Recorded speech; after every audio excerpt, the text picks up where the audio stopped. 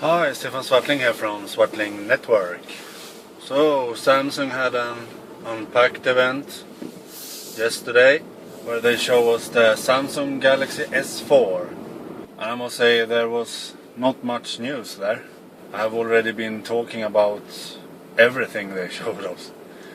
I have even shown you how it looked, hands-on video and everything before it was official. And practically everything is right. 5-inch screen, 1080p Full HD, Super AMOLED screen, a Qualcomm quad-core Snapdragon CPU for the US, and a Samsung Exynos 5 Octa processor for Europe. 30 megapixel camera and a 2.1 megapixel front-facing camera.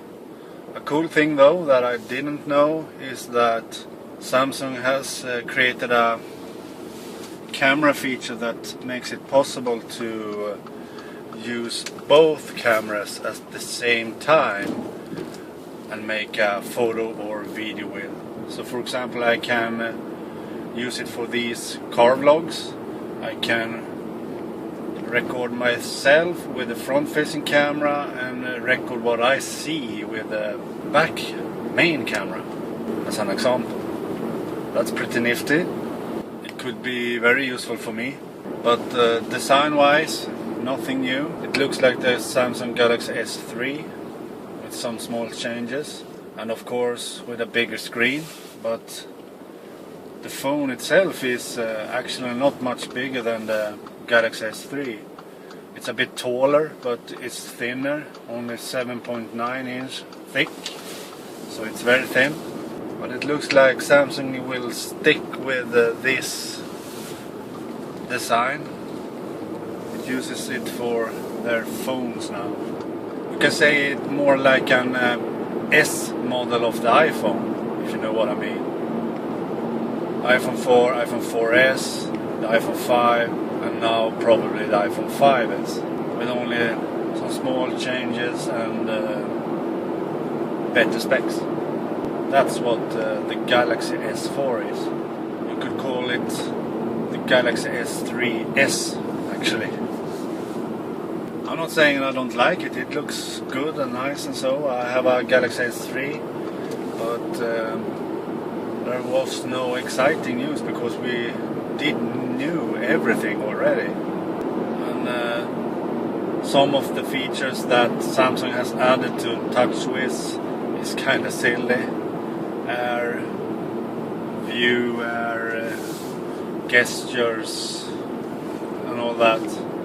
I mean, you can hover your finger above the screen and do stuff.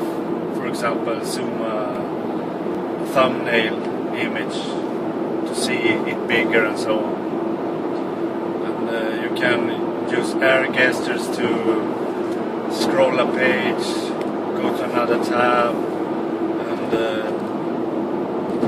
all that by waving your hand in front of the phone. And I don't know when I would really like to use that. I don't know.